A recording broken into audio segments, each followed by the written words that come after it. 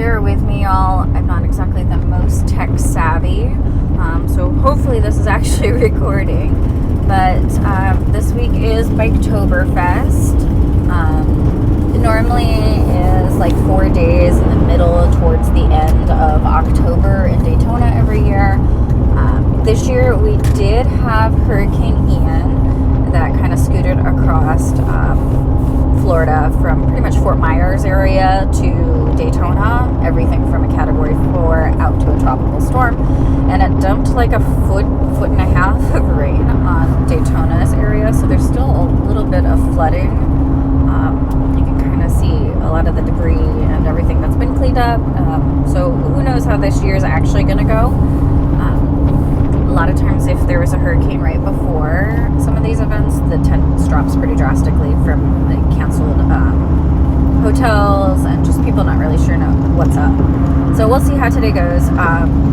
But we're going to go over and see the chopper show at Tropical Tattoo and see what some of these people have created this year.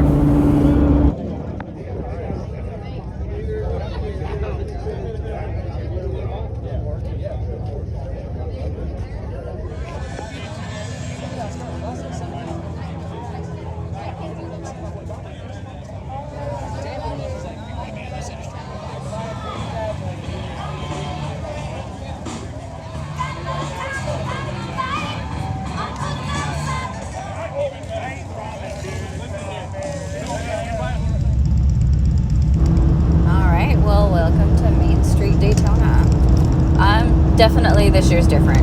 You can tell. There's not nearly as many people as normally here. And we're looking at noon right now on Saturday of all days. There's actually quite a few bars that aren't even open, and typically they are all slammed by now. It looks like Froggy's doesn't even have the back bar open, but somebody said something that might be a permit related thing. I'm not really sure. But this is definitely a little bit of a different year, so we'll see how this goes.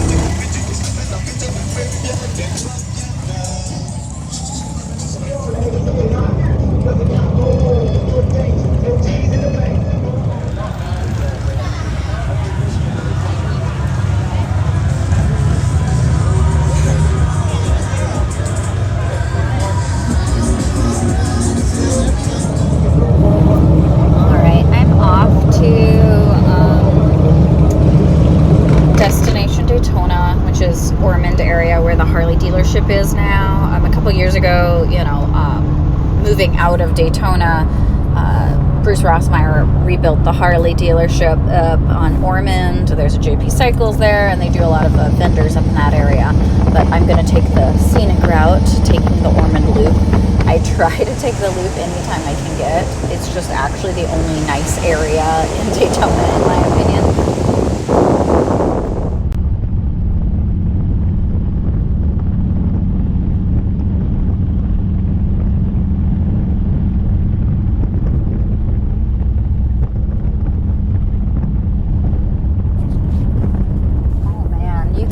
Still see the water level up pretty high in this area. I think last time that I remember water on the road specifically during a Biketober event was like Hurricane Matthew, like 2016 maybe. Normally the water does get kind of high, but never really on the road. But you can definitely see it up right now, and this is still a few weeks after a hurricane. Alright, so destination on Sundays is kind of a bust these days. It used to actually be busy, but it seems like by noon everybody seems to have packed up all their vendors and has got the fuck out of there. So, on to the next fun thing to do.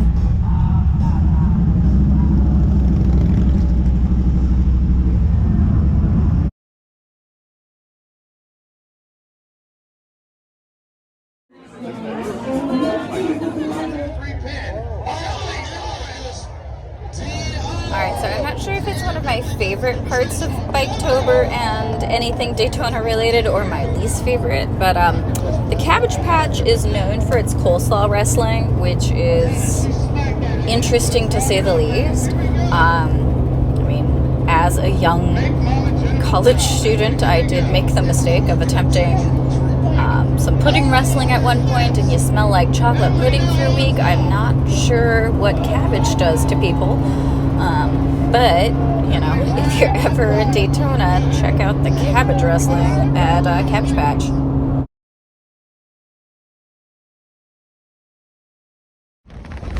Alright, that's about that for this year at Biketober. We will see how Daytona in March turns out.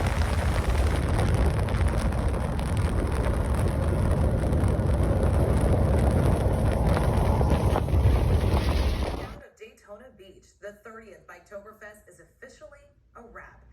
You know, Daytona really felt the devastating impact of Hurricane Ian. So many people we got to talk to said they weren't even sure. Yes, girls. On